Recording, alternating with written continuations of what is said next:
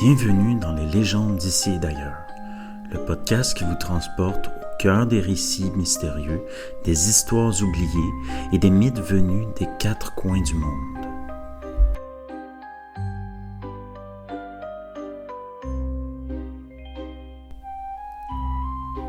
Voici le 10e épisode, les murmures du fleuve Saint-Laurent.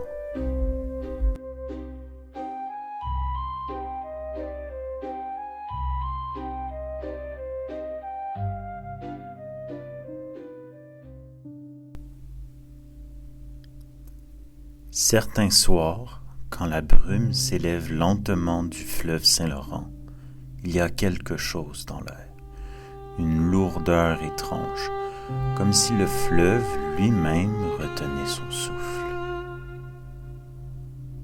Les vents se taisent, les vaguelettes s'aplatissent, et sur la rive, le monde paraît suspendu. Dans ce silence humide, entre Québec et le bas du fleuve, rôde une présence que les anciens connaissent bien. Une silhouette blanche, fine, élégante, et parfois extrêmement terrifiante. La dame au glaïeul.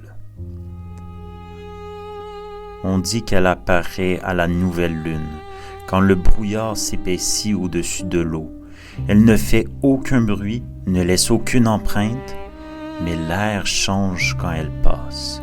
Une odeur d'herbe fraîchement coupée, de terre mouillée et ce parfum floral qu'on n'oublie jamais, celui du glaïeul. Elle tient toujours un bouquet de ses fleurs, blanches ou roses, selon l'humeur du fleuve, et son visage est d'une beauté presque irréelle. Ses yeux, de vert profond, semblent refléter la lumière des vagues. Ses cheveux noirs flottent dans le vent comme s'ils avaient leur propre vie. Et ce sourire doux et rassurant qui, dit-on, a déjà condamné plus d'une âme.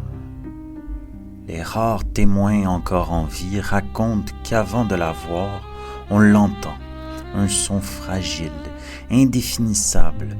Certains disent une chanson murmurée, d'autres un souffle qui imite le cri d'un oiseau ou une flûte lointaine dans la brume. Puis elle surgit, sans prévenir, toujours seule, toujours calme, marchant lentement le long de la rive, ou glissant sur l'eau comme un reflet mal fixé. Elle s'approche de sa victime, offre ses fleurs, et d'une voix douce, une voix que personne n'a jamais vraiment su décrire, elle demande simplement « Prenez-les ». Et c'est là que tout bascule. Quand la main du malheureux touche les glaïeuls, la dame l'enlace. Ses bras se referment autour de son cou avec une force inhumaine. Certains disent qu'elle rit pendant qu'elle étrangle, d'autres qu'elle pleure. Mais tous s'accordent sur un point. Elle disparaît aussitôt que le corps tombe, emportée dans la brume comme avalée par le fleuve. Les histoires d'hommes retrouvés la nuque brisée, les marques d'ongles impossibles ou de corps suspendus à des branches ne manquent pas.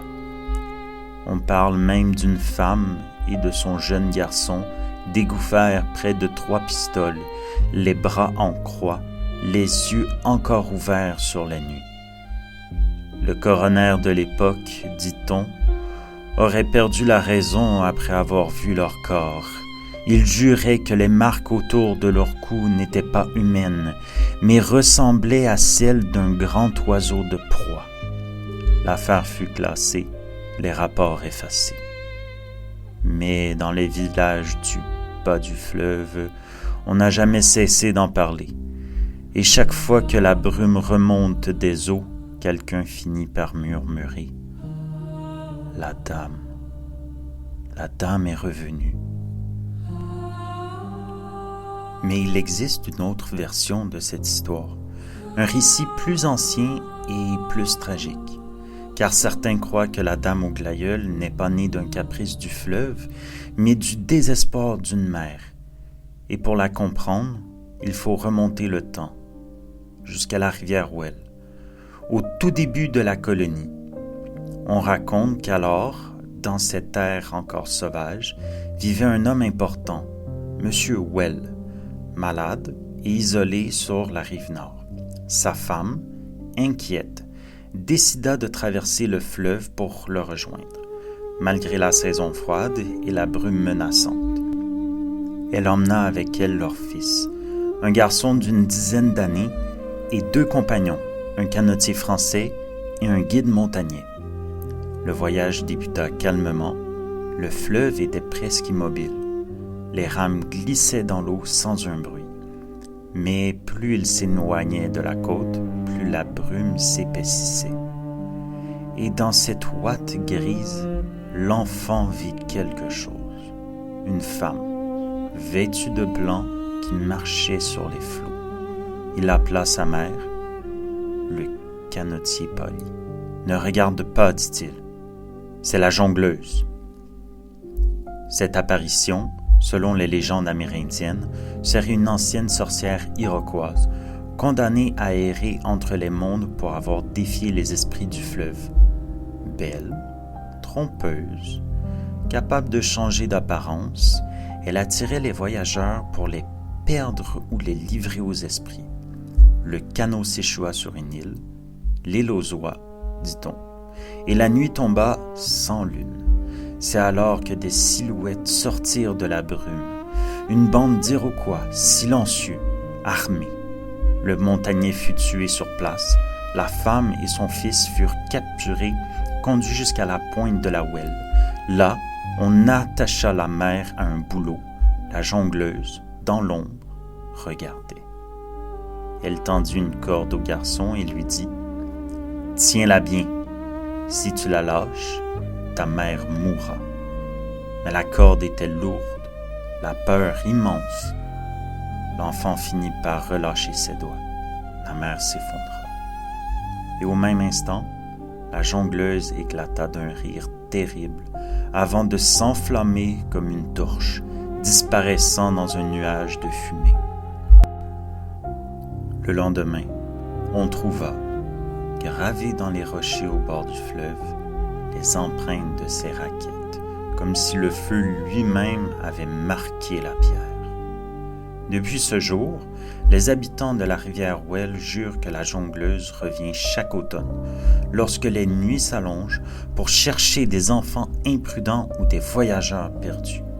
Et, étrangement, c'est toujours à ces mêmes périodes qu'on dit au revoir à la dame au glaïeul. 2 femmes, 2 histoires, mais un seul fleuve. Certains croient qu'il s'agit de la même âme, condamnée à hanter les eaux qui l'ont trahi. Une mère devenue spectre, cherchant à la fois son fils et sa vengeance. Ces glaïeuls, peut-être, ne sont que des offrandes funéraires, et ceux qui les acceptent deviennent ses messagers. Alors, la prochaine fois que la brume descend sur le Saint-Laurent et que le monde semble se figer, écoutez bien. Si vous entendez une voix douce vous appeler, si vous voyez un éclat de blanc au milieu des vagues, ne répondez pas, ne tendez surtout pas la main et ne prenez jamais les glaïeuls qu'on vous offre, car dans le murmure du vent et des eaux, ce n'est pas toujours le fleuve qui vous parle, parfois c'est elle.